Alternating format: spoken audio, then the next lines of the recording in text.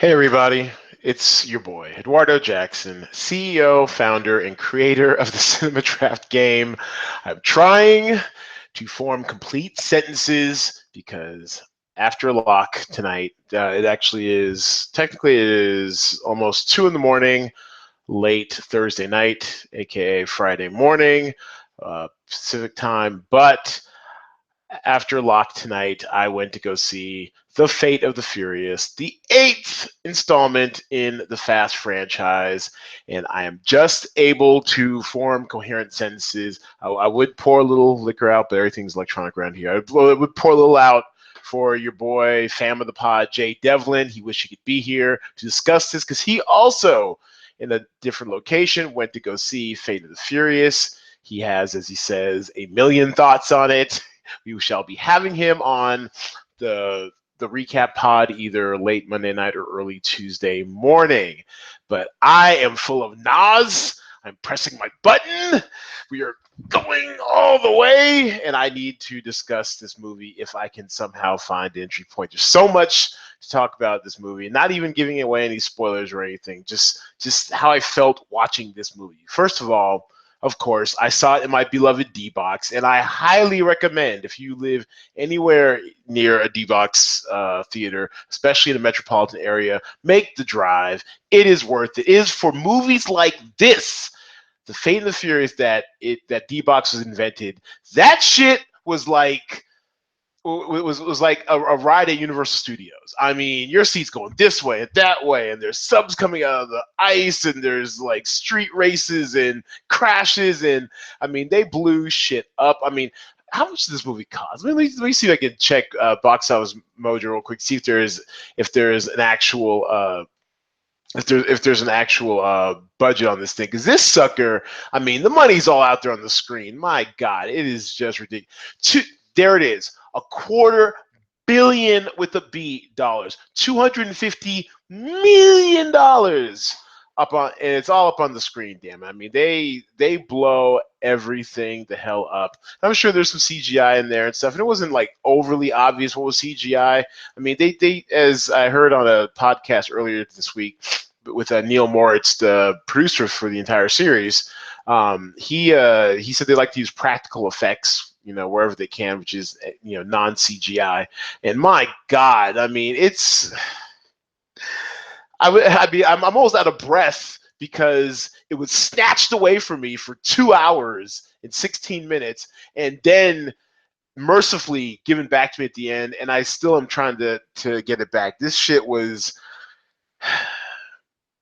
I mean it. So I think these days fan service gets a bad rap. Fan service is almost like a derogatory term to denote when a movie gives you, the fan, everything that you want, or things that you want. They say, "Oh, that movie's fan servicey." This might be the most fan servicey movie ever because it promised to be fast, it promised to be furious, and it delivered on both. Not somehow, and I tweeted my little, quick tweet review that somehow in its eighth installment, the Fast franchise has somehow gotten faster and furiouser.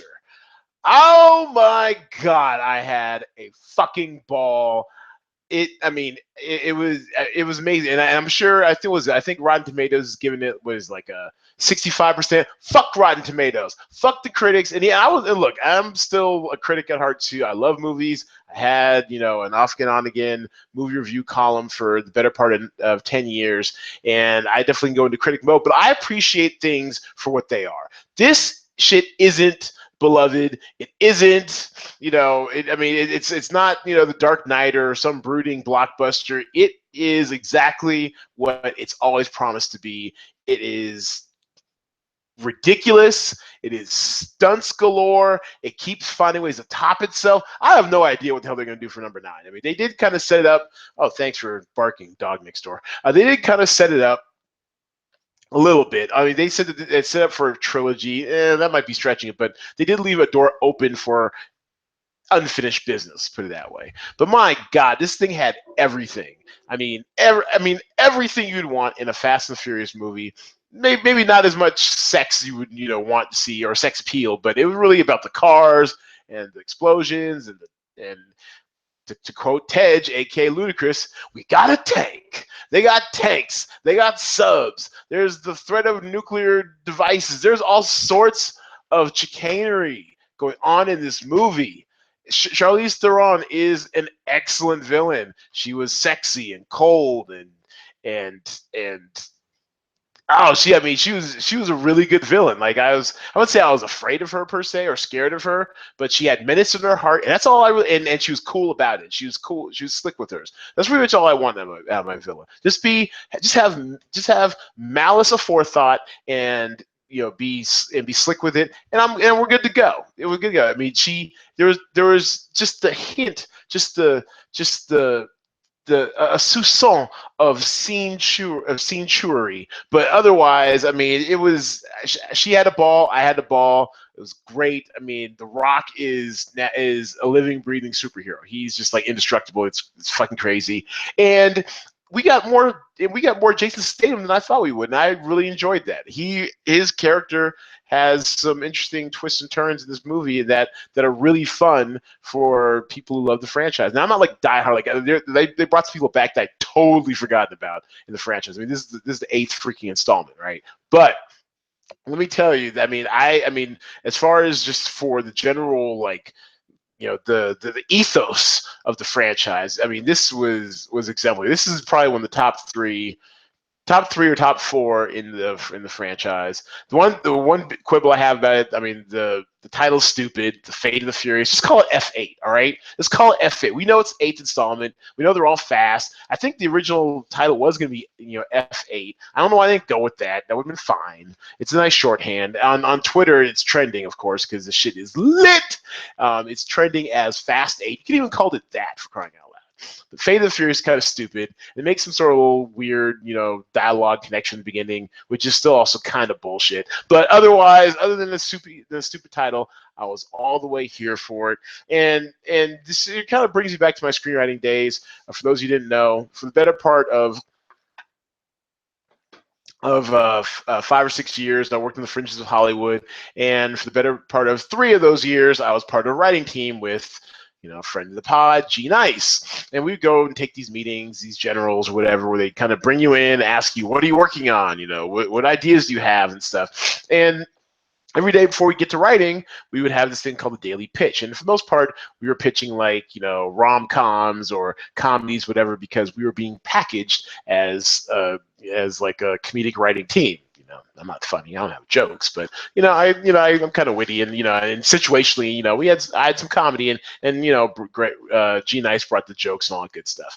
But anytime we delve into action, and sometimes I'd go on my own because I love action films, I love action movies, I love blowing shit up, and so I'd write the occasional action script, whatever. And there'd be so many times when I have to like reel it back in. I just have to dial it down because that's just totally unbelievable. No one would ever believe it. This would cost $1 bajillion.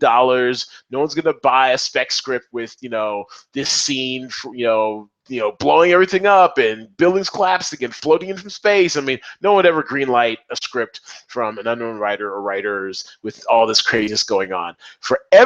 This movie is for all you writers who said, this shit's impossible, this shit costs too much, and they will never film this shit because it is too unbelievable. The Fate of the Furious is for you because it is fucking ridiculous. My God, I mean, I'm almost at a loss for words now. Not only they keep topping themselves, but every ridiculous idea you've ever had, they've done. All right, so dare to dream, writers. Hollywood writers, WBWs out there. Just W's out there. I mean, all you writers out there, dare to dream, damn it, because they are officially blowing shit up in Hollywood. And if you really want to get creative with it, see if you can work your way onto the next Fast and the Furious movie, because my God, it is going down. And across the world too. They had some really nice locations, Cuba, I mean, you could easily see how they spent $250 million. This sucker's gonna make. I think worldwide it's probably going to do about maybe 1.2 billion. So they, a 5x multiple on their budget, they'll be fine. No one's going broke guts the movie. 82% audience scoring climbing right now. I mean, on Rotten Tomatoes, it's fucking fantabulous. I'll be very surprised if it gets anything less than an A or even an A plus from Cinema Score Friday night. Woo! Okay, let's go to screen share and get it cracking with some of these call sheets. I just had to get that off my chest, y'all. I'm sorry. I'm jacked. I've got a tank full of Nas. I'm just pressing the button. I'm just going down a quarter mile at a time right now. Woo! Man, this is why we go to the movies right here. Fate the Furious. Way to kick off the informal summer season. It gets earlier every freaking year. Okay, so we are here in the feature presentation. Pardon me. All right, and let's take a look at some call sheets. You know what? Screw it. We'll start with mine. Why not? It's my show, damn it. No Jay Devlin here to keep me on track, and I'll be very interested to see what Jay Devlin has to say about this come Tuesday, because I know he also is probably jacked about this. I mean, there's so much to talk about with this movie. I really truly enjoyed it. Here we go, Cinema Draft swag. This is my call sheet, and I'll tell you my thinking behind it. Okay, so Fate of the Furious, obviously. I mean, any serious call sheet is going to have a headliner from the Fate of the Furious, and you're going to have to figure out how to spend the rest of your $65,000 on your call sheet. Now, I figure, so I tried to double up on Beauty and the Beast. There really was no point in it. You might as well get one headliner from Boss Baby and one headliner from Beauty and the Beast each. And then you have to kind of punt the rest of your call sheet if you want to squeeze in Get Out, which I think could be, still the highest grossing limited release this weekend. Yeah, I mean, it's looking good for it. So by squeezing in Get Out, that might be the differentiator I'm looking for. Colossal, I think a lot of people will be going in on Colossal because Colossal, strangely enough, expanded to 100 screens, which isn't a ton, but look at the per screen average that it had last weekend. Look at, I mean, it's only on 4 screens, so of course, take that with a grain of salt. Limited supply and demand or whatever. But I mean, it had 30,000 per screen on 4 screens. People are very interested in this movie. Fun fact: Colossal is made by Neon Studios, and they are actually a crowd-funded studio. So basically, like I think something like, was it 1,500? People put up at least $100 each on a platform called WeFunder, which, for full transparency, we're actually looking into joining to help crowdfund this business. You too could possibly own a piece of Cinema Draft. Stay tuned. But Colossal is one of the first films out of Neon Studios. It's totally kind of fan, funded, per se, and they got, I think they raised about. What they raised, about like 500,000, something like that. No, I think they raised like over $1 million. Over $1 million. They kind of put out like these tiny little budget movies, and look at it, it's got a great first weekend for it. So 30,000 is pretty damn extreme. I mean, really extreme. I mean, if let's say it loses 2/3, let's say it just goes down to 10,000 per screen, which I still think so. Let's just say it's going down to 8,000 per screen times 100 screens. You're looking at 800,000 for 8 points in the platform release at 1 point per 100,000. So I don't know. I think Colossal might be a pretty safe bet. I had no idea it was going to expand to 100 screens. I really had no idea. I thought it might do 25. 100 screens is actually pretty damn good for it. So if it loses essentially, if it loses essentially 70 plus percent of its per screen average, it's still going to get you 8 points, and then actually with the headliner bonus, 11.2 points most likely. So I think betting on Colossal here was the move. And I just want to, hat tip to Jay Devlin, because it was kind of in my radar when we were talking about it once again in the group chat. We were all about that group chat. Once we were talking about it some more in the group chat, I was down. I did a little more, research into it, and yeah, absolutely, it's I think Colossal is going to be a good look, and it's it's damn near min price. So that's my strategy this weekend. I think that's a top 5 call sheet. I'm feeling more and more confident the more I think about this call sheet. Speaking of Jay Devlin, let's take a look at his call sheet real quick. And critique it behind his back. Interesting. Okay, so he also has the Fate of the Furious, obviously. And once again, unless someone does not have a headliner from the Fate of the Furious, we'll just assume they have the Fate of the Furious on their call sheet. He has a headliner stack of Gifted, which also might be a good play. I like Gifted. I actually think I might see it this weekend. Might see if my friend Jeannie Beanie wants to go to the movies this weekend. Well, she's talking about going to see Gifted. I'm intrigued. It's been a while since we've seen a movie.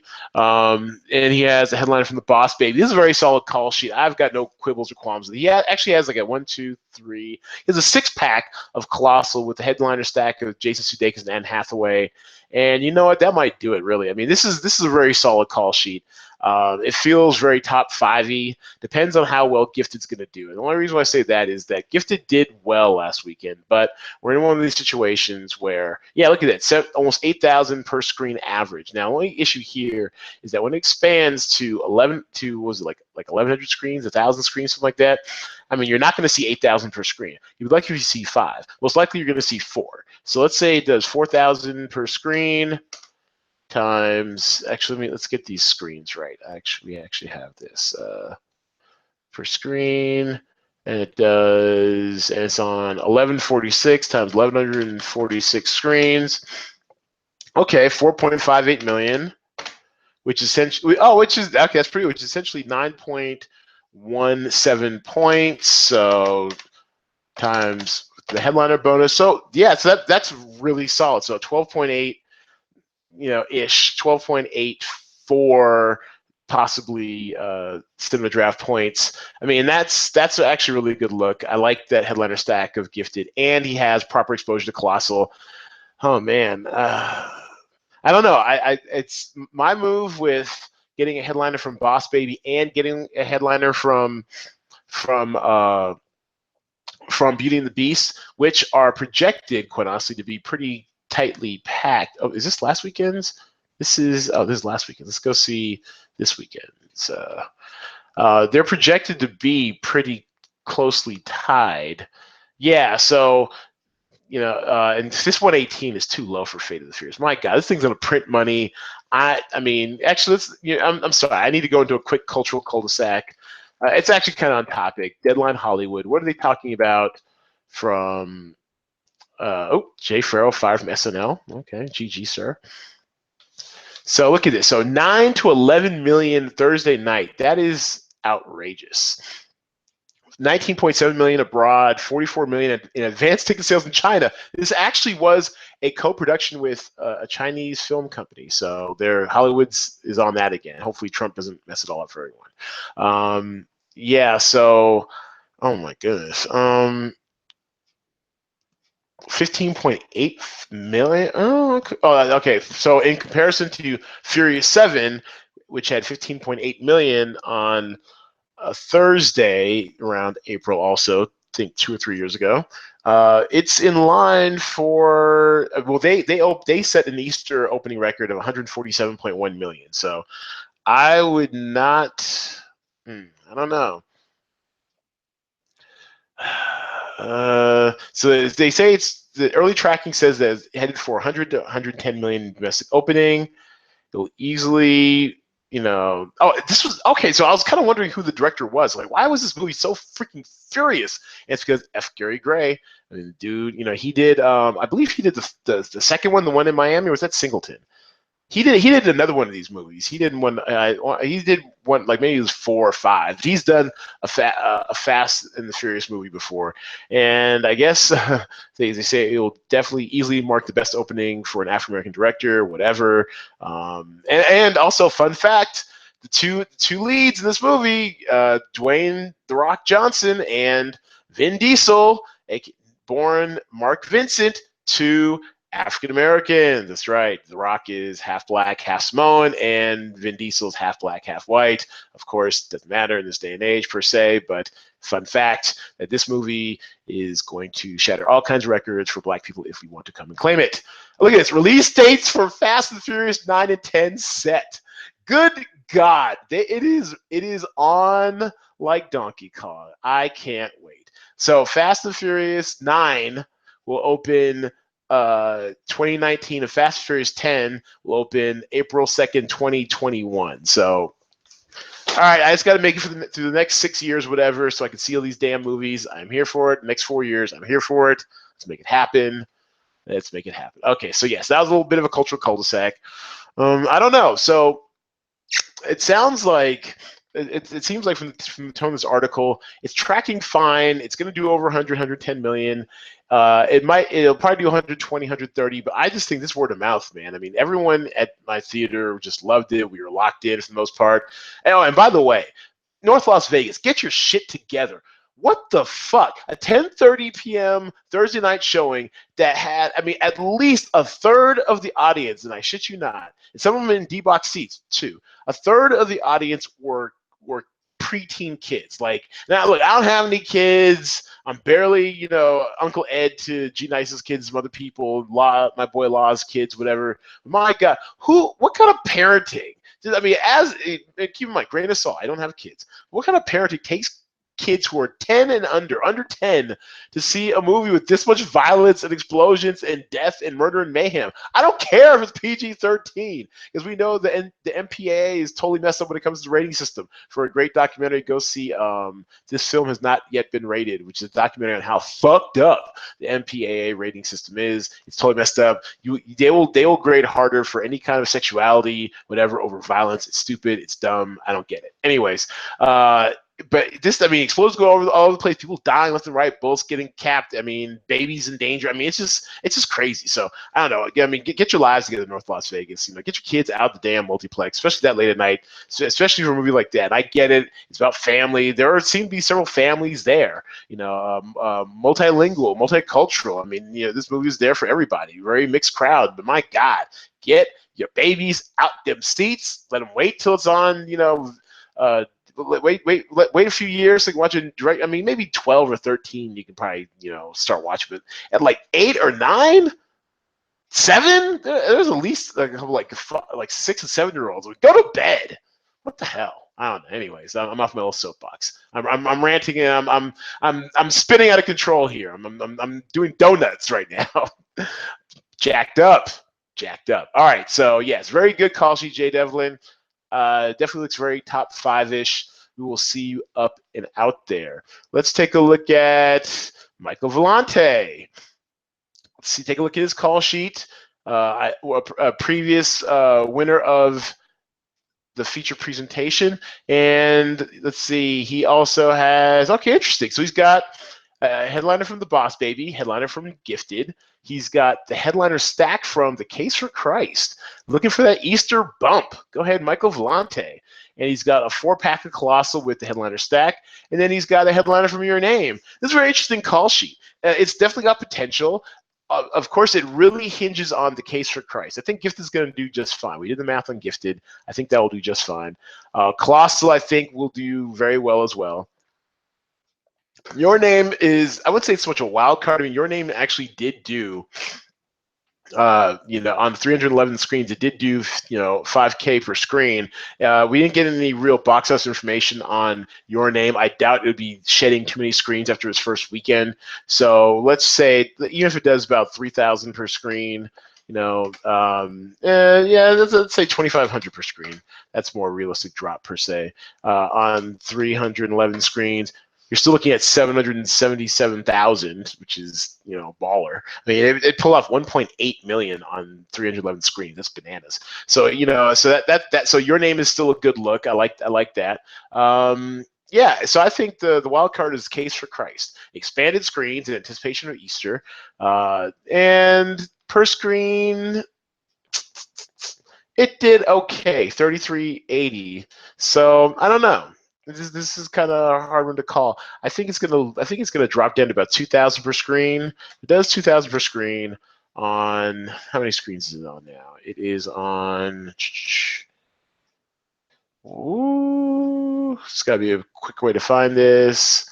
1,386 screens. I'm looking at 2.77. So I don't know. It's tough. Maybe it'll do better. It might perform. If it holds steady at 3,000 per screen, then it's probably a different story. Then you're looking at over 4 million, 4.116 million, which is basically essentially over 8 Cinema Draft points. It's got potential, but I'm not saying it's not the worst pick. It's definitely is a top 10 call sheet. Top 5 remains to be seen, but I like the strategy. A little bit out of the box from the call sheets you've already seen. Good job, Michael Vellante. And let's welcome newcomer, Bethany Vellante. Not quite sure the relation, not sure if that's his wife or his daughter or his sister, but welcome Bethany Vellante to the party. And this newcomer, okay, so she has a headliner stack of Gifted, and she has a 4-pack. She's all in on the Case for Christ. She's got a 4-pack of the Case for Christ, including the headliner stack of Mike Vogel and Erica Christensen. She has a headliner stack from Colossal. No, sorry, and then she has a headliner from Your Name. This is a pretty solid call sheet. Definitely a top 10 call sheet, I believe. Looking good, Bethany. Welcome to the party. Good luck this weekend. Hopefully you'll be top 8 and make some money. Or actually really top 9, because quite honestly, I'm going to take this sucker this weekend. I like my chances. And of course, as an employee or family of an employee at Cinema Draft, I'm ineligible to win prizes. If I am first, then the person who's second gets first place money, or just skips me over whatever place I land in. So just be top 9 and you'll get some money, Bethany Vellante. You know, we haven't checked out the Draft Mom in a while. Let's check out her call sheet real quick. Go off the beaten path. I'm pretty sure it's going to be loaded up with Case for Christ.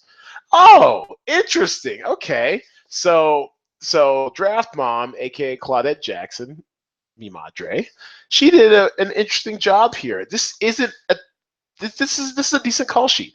So she also has, besides the obligatory headliner from Fate of the Furious, she has Alec Baldwin from Boss Baby as a headliner. She has the headliner staff from Colossal.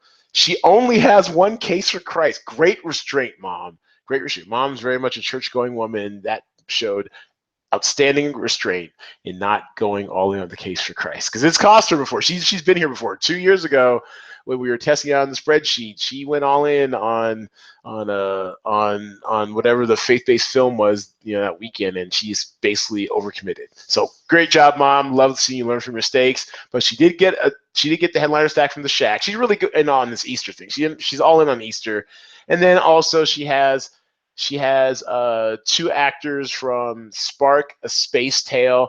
So this is actually this call sheet diversifies the risk. This is a pretty interesting call sheet. I think it's got top 10 potential, Mom. I really do. It really does hinge on. Oh, and she has the headliner from Going in Style. A little bit dubious about how that's going to perform, but like I said, those type of movies have legs. Legs is in, like, it's not going to get you, like, you know, I don't know, like another 12 million this weekend, but it'll probably get you like 8. Might get you 7 or 8, because, you know, older people discover movies a little bit later at the box office. They don't bum rush the box office like, you know, kids and diehard movie enthusiasts do. You know, they take their time. They get around to when they get to it when they get to it. So this one might have some legs. It, you know, if you get 8 points out of it for 8,800, it's not the worst thing in the world. It's not terrible value. So it's a decent call sheet, you know, Mom, Draft Mom. You know, it's got possibly some top 10 potential. So good luck with that call sheet, Mom. And let's do one more off the beaten path. Hebrew Hammer, welcome back. He of our group chat side bets, and once again, got to get with the group chats. It's going down. Go to our Cinema Draft page. Go to the notes section. Where's the notes section? There you go. And you will see the link to join our group chat. It is worth it. We talk endless nonsense in there. We talk strategies. We, you know, play side bets. It's a lot of fun. You should definitely check it out. So he has, let's see. So, okay, headliner stack of the Boss Baby. Aggressive. I like it. He's got a 4-pack of Colossal with Jason Sudeikis as the cheaper of the 2 headliners. I like it. He's got Octavia Spencer as a headliner from The Shack. Word on the street is that she plays God, the ultimate headliner. And he has a headliner stack from Your Name. This is a very solid call sheet. I think it's got excellent prospects, at least top 7. I'm only actually, well, Boss Baby actually is a really good look. I don't know. I think as I was texting Jay Devlin earlier tonight, this game is definitely going to be decided this week in the platform category. So if Your Name pops off, if you can get out of your head, if you can get like 10 or 12 points as headliners from your name, you're probably in top 5, top 3 territory. It's gonna all hinge right here on your name. The Shaq, I mean, it probably was a. Well, it looks like it was definitely a release type play. You're kind of running out of money. You wanted to get a limited release, and this was definitely within your budget. So no shade there, but this really does hinge on performance of your name. So, but I like it. It's a good call sheet. Definitely, top 7 potential, maybe top 5, depending on how your name does. I'll be keeping a close eye on that as well. And my God, I've just been talking up blue streaks, so I think it might be time for me to leave. Thanks everyone for participating. I see all y'all's call sheets out there. One other strategy I want to show real quick in case it actually does end up in as call sheet of the week. And a reminder to you all, we are now resetting the bonus to $25. Beat my sheet. And this one, well, actually, no, actually, this is the same strategy I had earlier. Actually, I had a different strategy. I believe it was in, where was? Because I definitely went all in on Colossal. It was mostly a salary play, but the more I study Colossal's numbers, the more I think this sucker has potential. So this one, 1, 2, 3. No, okay. So never mind. So I found my strategy early on. I think my strategy kind of formulated around the key grip, and I was a little more experimental around the gaffer. This one, was it the gaffer? Yeah, here it is. So this one, I don't know. So Fate of the Furious headliner, I had Jay Devlin's strategy of the gifted headliner stack. I had a headliner stack from Colossal. And then I had a headliner from Your Name, a headliner stack from Zookeeper's Wife, and a headliner stack from Spark, A Space Tale. I had a perfect headliner call sheet. I don't know. I mean, it's got some risks. I mean, Zookeeper's Wife isn't bad. It's not a world beater in its category. I probably could have, done myself, better by swapping out one of the Zookeeper's Wife headliners with Get Out. I mean, they cost about the same. The projection pretty much is about the same. Do they have the projection for it? Zookeeper's Wife? They don't even have the projection for it up there. Okay, that's not good. So I don't know. We'll see. I do think it's a wide open weekend. I think a lot of strategies will kind of come into place. I mean, there doesn't seem to be one clear-cut strategy, and I like weekends like this. There's one obligatory one. Everyone takes their Dwayne Johnson or Vin Diesel, and then they figure out the rest. But because there are 9 slots to fill, and it's definitely going to be decided, in the platform release, which one's going to, get you more bounce for the ounce. Anything can happen. So I really do appreciate you guys playing, spreading the word. Momo, where are you at? I know you listen to these. You should have played this week. Looking forward to seeing you next week. # peer pressure. Thanks for and Nimi, my 2 lovely co-hosts who were faceless on the video part of the podcast, but definitely shared their voice. One of our most popular podcasts ever. Thank you for watching and listening. I appreciate it. And spread the word. Download it and subscribe at iTunes, SoundCloud, wherever you get your favorite podcasts. Follow us on all of our social media: Facebook, Twitter, Instagram, all that good stuff. Our corporate blog is at Medium, medium.com/@cinemadraft. Subscribe to our YouTube channel. Tell your friends to sign up for the beta. It is free. We are giving out stone cold cash via PayPal every weekend. And continue to log in, get your updates this weekend. Check our social media for updates and everything. And my God, y'all, everybody, I am trying to tell you, this weekend especially, I know which one you need to see, but do yourself a favor. Go see a movie or something.